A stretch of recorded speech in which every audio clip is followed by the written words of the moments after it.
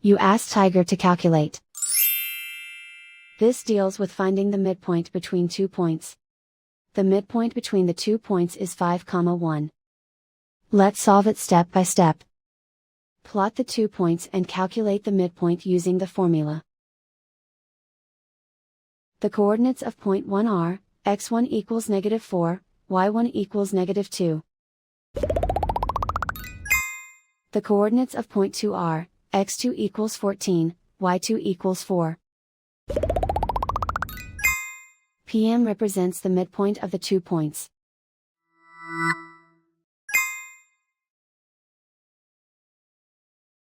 Use the x values in the midpoint formula to find the midpoints x. x1 equals -4. x2 equals 14. Simplify the arithmetic.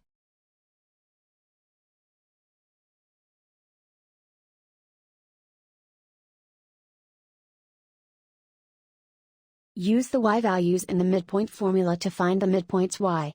y1 equals -2.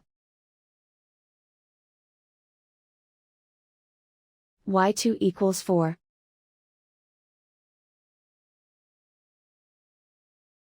Simplify the arithmetic.